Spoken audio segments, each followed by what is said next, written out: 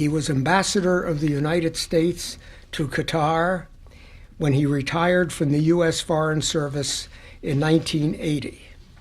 In the course of his career, he served in places such as Beirut, Lebanon, Amman, Jordan, Baghdad, Iraq, Tehran, Iran, and Wellington, New Zealand.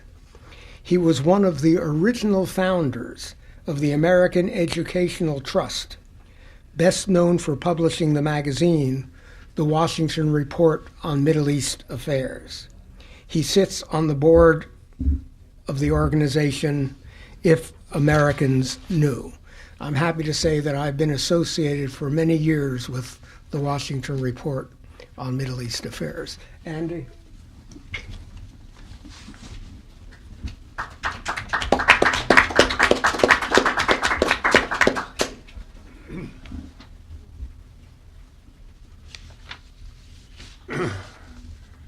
I'll tell you a story that illustrates one side of Elmer. I guess it was in 1958, about October. He visited me visited Jerusalem, where I was consul. And he had dinner at our house, staying at the American Colony Hotel. And after dinner, I had a bottle of Tennessee Sour Mash whiskey. And we started drinking that. Dan Brown was there. An information officer from the U.S. Embassy in Amman. And we continued to drink sour mash whiskey slowly. And we drank until about 5 o'clock in the morning. My wife had long gone to bed. And what we talked about, it's been a long time ago, but it was mainly about everything. The Arab-Israel dispute.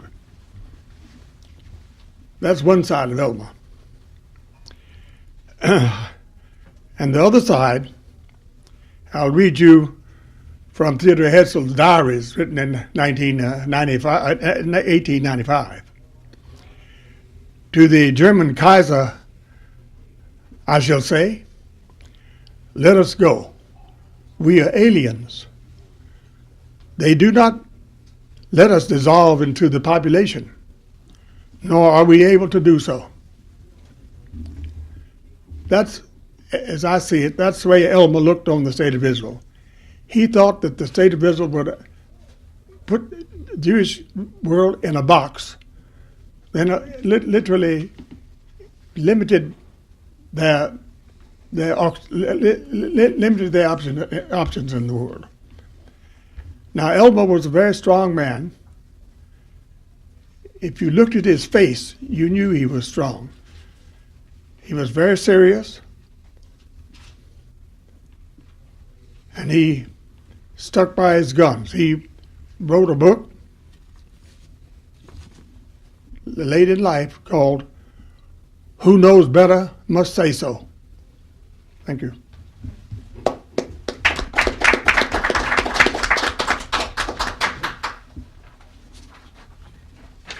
Our next speaker will be Josh Ruebner. Josh is the National Advocacy Director of the U.S. campaign to end the Israeli occupation, a national coalition of more than 380 organizations to end U.S. support for Israel's 44-year occupation of the West Bank. Ruebner is a former analyst in Middle East affairs at the Congressional Research Service, a federal government agency providing members of Congress with policy analysis. He holds a graduate degree in international affairs from Johns Hopkins University School of Advanced International Studies in Washington, D.C. His analysis and commentary on U.S. policy toward the Middle East appear frequently in media such as NBC, ABC, Nightline, and others. Josh?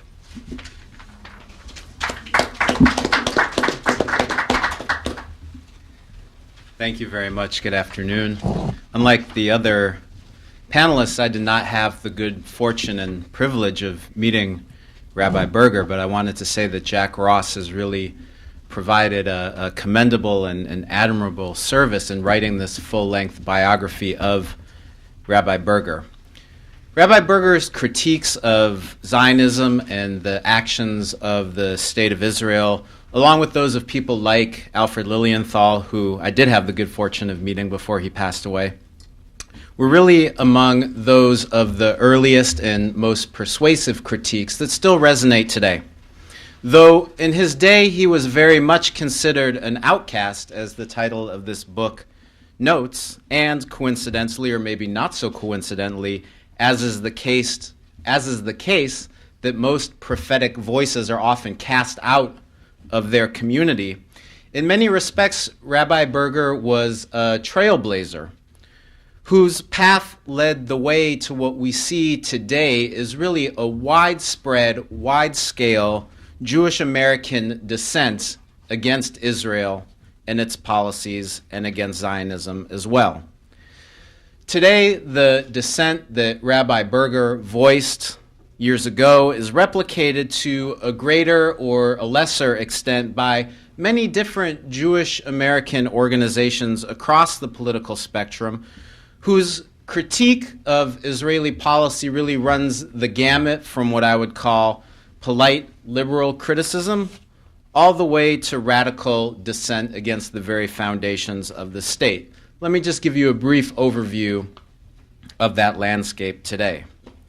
On the liberal side, you have both long-standing and newer organizations, long-standing ones being groups like Americans for Peace Now, like the Israel Policy Forum, and newcomers like J Street, organizations that offer what I would call is a liberal critique of Israeli settlement policy, of limited aspects of Israel's policies towards the Palestinians in the occupied territories, and who advocate for some form of a two-state resolution to the Israeli-Palestinian conflict. Moving down the political spectrum, you have more progressive organizations like Jewish Voice for Peace, which now numbers more than 100,000 supporters across the country, which works in a bit of a different framework, one of supporting human rights for all, providing support for boycott and divestment campaigns against corporations that are profiting from Israel's human rights abuses of Palestinians. And they're actually quite agnostic on the question of whether there should be a two-state or a one-state resolution to the Israeli-Palestinian conflict.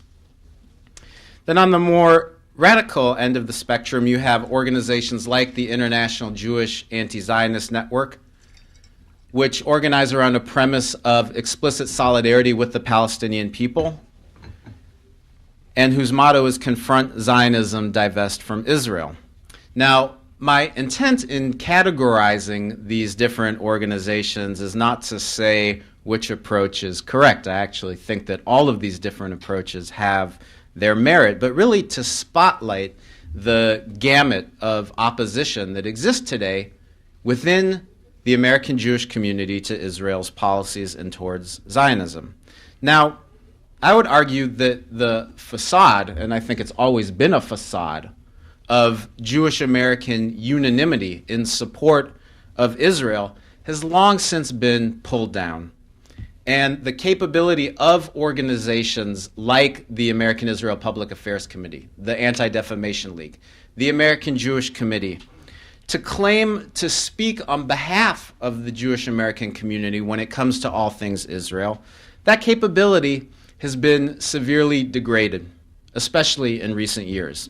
In fact, I would argue that these elite, non-representative organizations are actually quite desperate to retain Jewish American support for Israel.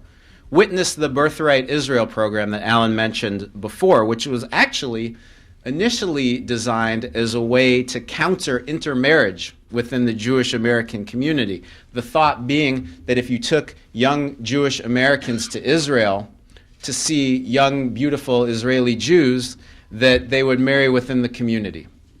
But it's since morphed into an explicitly and blatant propaganda campaign on behalf of Israel in a political manner. Now, what's really interesting in this respect, and by the way, any young Jewish American can get a free trip to Birthright Israel if they've never gone before.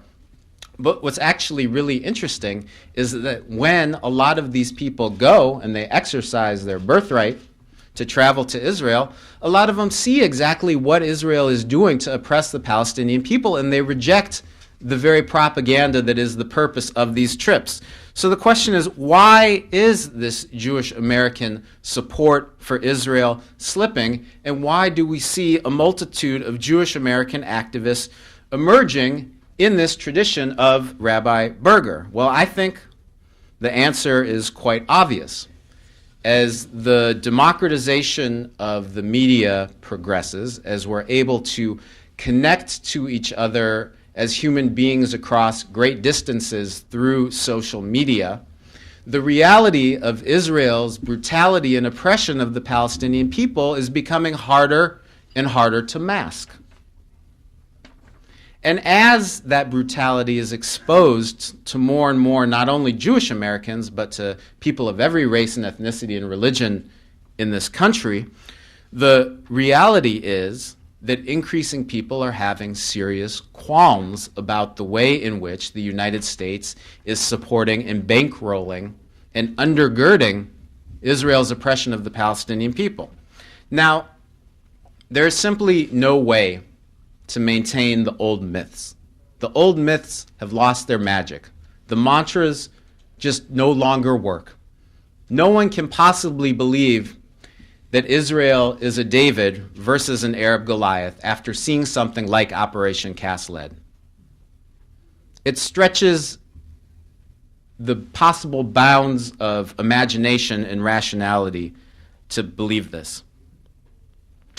Because these old myths are losing their validity and losing their strength and losing their hold over growing numbers of Jewish Americans and Americans of all stripes, it's clear that this movement of dissent that is welling up and that has got the mainstream Jewish American organizations so worried will not cease.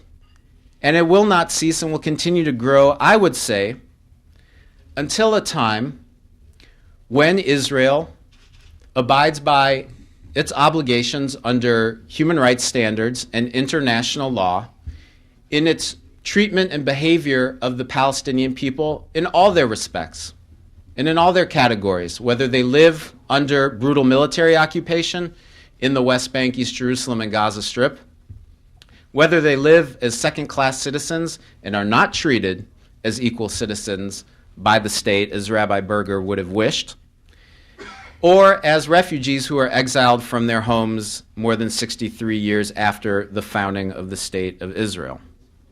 This growing movement of dissent against these Israeli policies of oppression and apartheid toward the Palestinians that we're seeing today within the Jewish American community, this very vibrant movement that we're seeing is the legacy of Rabbi Berger.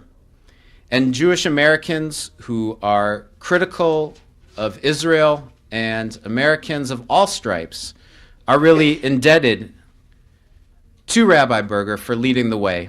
And we also owe a tremendous debt of gratitude to Jack Ross for making Rabbi Berger's stories and ideas accessible to today's audiences. Thank you.